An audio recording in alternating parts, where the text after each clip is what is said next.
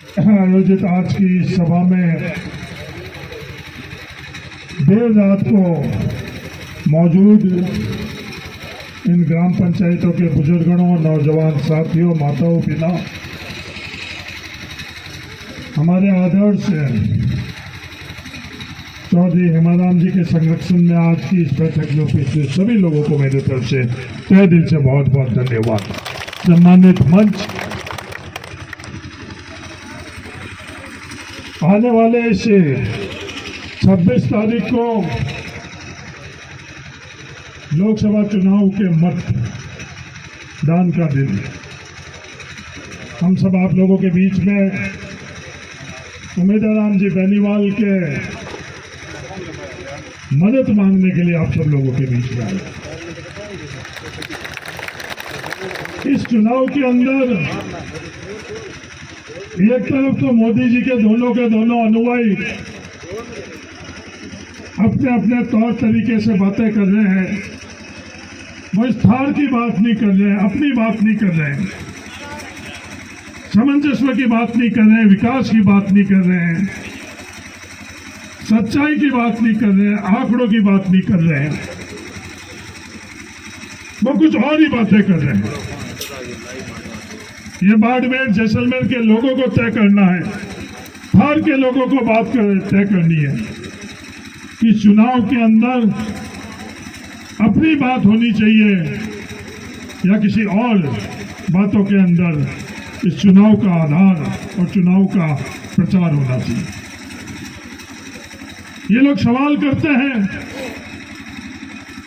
कि जो भी प्रचार करने के लिए उमेदराम जी बेनीवाल की मदद के लिए आते हैं, उनके समर्थन में आते हैं, उनके लिए ये विवाद करते हैं, उनके लिए ये सवाल भी खड़ा करते हैं। उन दोनों को सलाह देना चाहता हूं, सवाल करना आपका अधिकार है, सवाल करना हर मतदाता का अधिकार है। आप सवाल करो, निराधार विवाद करने से आपको स्थान में कुछ भी हासिल नहीं होगा। जो प्रचार प्रसार के लिए इन्होंने करोड़ों रुपए जोड़कर जो एजेंसियों को लगाया है, वो बाड़मेर जैसलमेर को समझने में भूल कर दी। या ईमानदारी से बात करो, हम लोगों की बात करो, इन लोगों से मदद मांगो तो आपका फायदा होगा। विवाद करने से, निराधार बातें करने से बाड़मेर जैसलमेर में आप कुछ भी हासिल नहीं कर पाओगे। ये आपको जिस दिन काउंटिंग होगी और रिजल्ट आएगा उस दिन समझ में आएगा। पर मैं आज आप लोगों को ये सलाह देना चाहता हूँ, उस दिन आपको पश्चाताप नहीं होगी, क्योंकि आपको सलाह देने वाली जो कंपनी आप लोगों ने करी, वोट हम लोग उमेदराम जी बेनीवाल के लिए मांगने आई हैं, तो बाड़मेर जैसलमेर को विश्वास दिलाते हैं कि उमेदराम जी बेनीवाल आपकी उम्मीदों पर खरे उतरेंगे। हम लोग 5 साल बाद में किसी भी प्रकार से माफी नहीं मांगेंगे, किसी और के लिए वोट नहीं मांगेंगे। जो भी हमारा उम्मीदवार होगा, और आशा ही नहीं विश्वास होगा कि उमेदराम जी बेनीवाल 5 साल बाद में भी आप लोगों के बीच में आएंगे, संसद के तौर पर आएंगे। 5 साल किए हुए कामों के आधार के ऊपर हम लोग काम अपनी विकास की करें, काम अपनी योजनाओं की करें, काम अपनी सोच की करें, काम अपनी सिद्धांत की करें। ये लोग बात करते हैं कि आप लोग कहाँ थे। इन लोगों को मैं बड़े अदब से कहना चाहता हूँ, 2006 के अंदर या कवास के अंदर बाढ़ आई थी, उस दिन हम लोग कहाँ थे। यहाँ के बाड़मेर के लोग अच्छी तरह से जानते हैं। हम लोगों ने रीलें नहीं खिंचवाई, फोटोएं नहीं खिंचवाई, वीडियो नहीं बनवाई, अपने परिवार के लोगों के साथ में उस वक्त भी हम लोग उनके साथ में थे। वोट लेने आई तो वोट लेने के लिए रीलें, वीडियो और विवाद के मार्फत से वोट नहीं मांगे, अपनापन से वोट मांगे, अपने सोच से वोट मांगे और भविष्य में काम क्या करे उसके लिए वोट मांगे।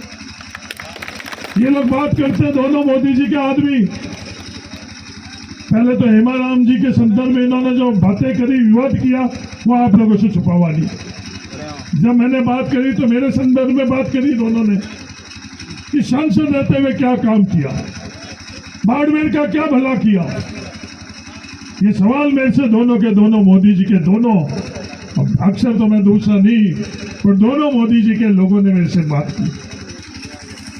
मैं उनको बताना चाहता हूं, दुनिया को बताना चाहता हूं, 2009 में जिस दिन मैं सांसद बना, उस दिन प्रति व्यक्ति आय, ये मैं नहीं कह रहा हूं, ये भारत सरकार के आंकड़े कह रहे हैं, प्रति व्यक्ति आय 17,078 रुपए थी और 5 वर्ष के अंदर वो प्रति व्यक्ति आय 7 गुना बढ़ी। 2014 के अंदर प्रति व्यक्ति आय 1,21,953 रुपए, 7 गुना।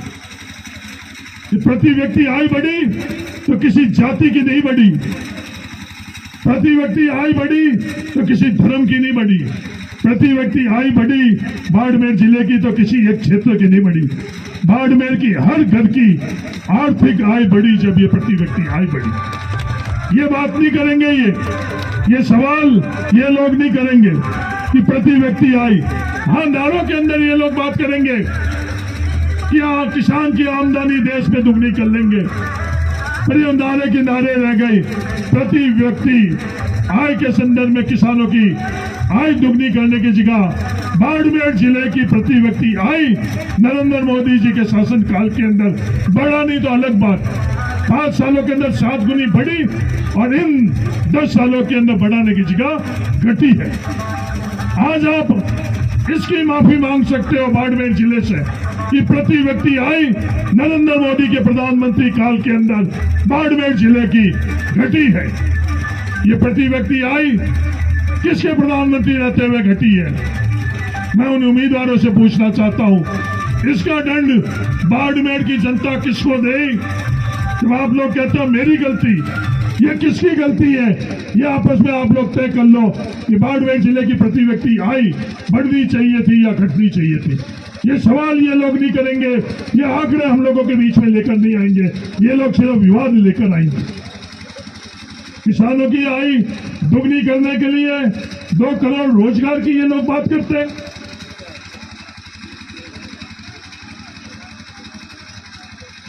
हम लोगों के बाड़मेर विधानसभा क्षेत्र के अंदर ही ये JSW का पावर प्लांट है, बिजली का प्लांट। 2006 के अंदर जब भारतीय जनता पार्टी की सरकार थी, इन दोनों लोगों की सरकार थी, उस वक्त बांग्लादेश के किसानों को जमीन के बदले आप लोगों ने कितना पैसा दिया? आपने कितना पैसा दिया? 23,707 रुपए प्रति बीघा। और जिस दिन बाड़मेर की जनता ने मुझे सांसद बनाया, बाड़मेर की जनता ने हेमाराम जी चौधरी को MLA बनाकर और राजस्व मंत्री बनाया, उस दिन कितनी गुनी उन किसानों को राशि मिली? सवाल ये करने का है, उत्तर हम लोगों से मांगने का अधिकार उन लोगों का है, पर ये सवाल नहीं करेंगे। हम लोग उत्तर दे रहे हैं, ये उत्तर भी वो लोग नहीं सुनेंगे, कुछ और बातें करेंगे। कोई उदाहरण आप लोग लेकर आओ। 2011-12 के अंदर जब जालीपा के किसानों को उसी जिंदल के प्लांट के अंदर जब उनको मुआवजा देने का फैसला हुआ तो कितना गुना? मोदी जी के नारों में 2 गुना नहीं, हकीकत के अंदर 12.6 गुना।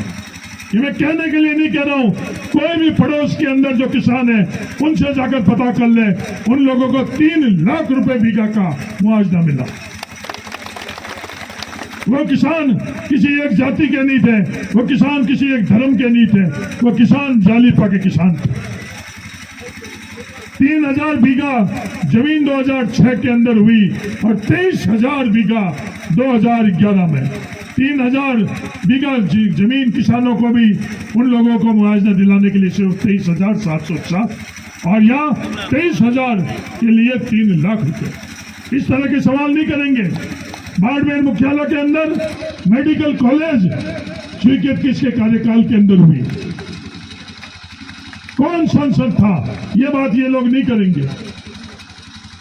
कोरोना के वक्त के अंदर ये बात कर रहे हैं कोरोना के वक्त के अंदर कौन से जनप्रतिनिधि आपके लोगों के बीच में आए? ये उस वक्त भी विवाद कर रहे थे कोरोना के वक्त के अंदर कि कोरोना के वक्त में अस्पताल 24 घंटा में खड़ा हो रहा था। उस वक्त भी ये लोग आरोप प्रत्यारोप विवाद कर रहे थे।